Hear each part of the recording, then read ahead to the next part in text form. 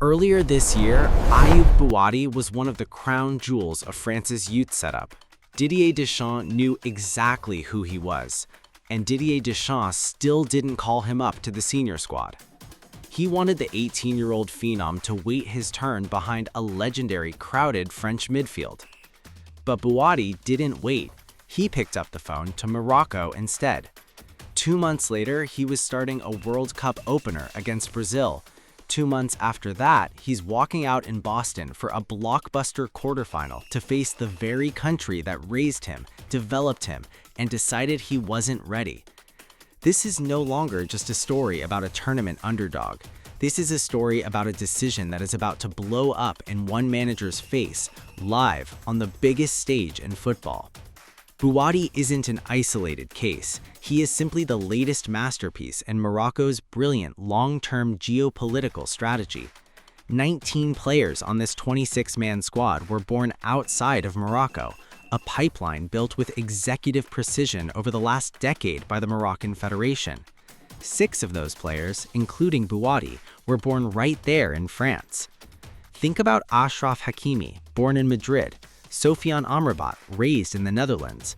These aren't fringe squad players just happy to be here. They are the world-class spine of this team. And every single one of them carries a version of the same psychological chip on their shoulder. A European federation that didn't call, didn't value them enough, or didn't call fast enough. As a dual national, you keep every single receipt of what the media says when you leave. In the Moroccan dressing room, that shared grievance isn't a distraction, it is absolute rocket fuel. Here is the number that should terrify the French technical staff. Morocco enters this quarterfinal on a 34-match unbeaten streak. Read between the lines, this is not a flash-in-the-pan Cinderella run. This is one of the most sustained elite runs in international football today. Look at the round of 16. Against Canada, Morocco looked comfortable absorbing pressure in the first half before completely blowing the seal open in the second, punctuated by an exceptional brace from Azzedine Ounahi. France, on the other hand, looked completely uninspired against Paraguay. They needed nearly 70 minutes, a heavy dose of VAR drama, and a Kylian Mbappe penalty just to survive a team playing pure anti-football. One team is accelerating into Boston with total tactical clarity. The other is practically limping into it. Both sides arrive at Gillette Stadium carrying massive injury asterisks. For Morocco, the loss of Ismail Saibari is devastating. He's their ultimate outlet, their leading tournament scorer, and a fresh €63 million signing for Bayern Munich. When he went down just 22 minutes into the Canada match, it felt like a nightmare scenario. Paired with doubts over center-back Chadi Riyad, Morocco's spine is hurting. But France aren't arriving unscathed either. Aurelien Tchouameni's absence against Paraguay left Les Bleus completely disconnected in midfield, forcing them to rely on individual moments of genius rather than fluid team play. If Saibari sits out, Morocco loses their sharpest direct threat. But here is the difference. Morocco is built on an incredibly deep squad system. Under manager Mohamed Wabi, their midfield substitutions have had a tremendous, game-changing impact all tournament. They don't rely on one savior, they rely on a system. Tactically, France has a glaring vulnerability that Paraguay exposed but couldn't punish.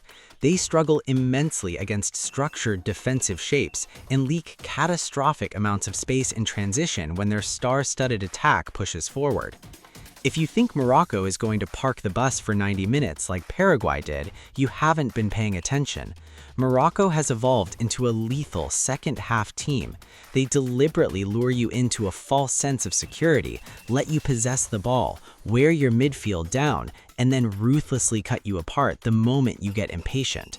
If Deschamps' side displays the same complacency and frustration they showed in the round of 16, Morocco's transition speed through Hakimi and Bouadi will turn a single French turnover into a knockout blow. This quarterfinal is France's true World Cup final, and the defining narrative isn't tactical, it's psychological. Didier Deschamps looked at one of the most talented teenage midfielders in Europe and told him to wait his turn. Now, that exact player is lining up against him with a World Cup semifinal on the line. backed by a 34-game unbeaten streak and a squad that answers to no one.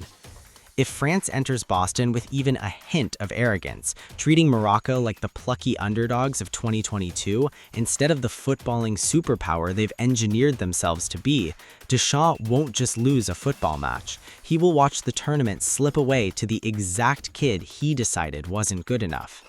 What do you think? Does France's individual brilliance save them, or does Morocco make them pay for their complacency in Boston? Let us know in the comments below, and don't forget to hit subscribe for more deep tactical breakdowns.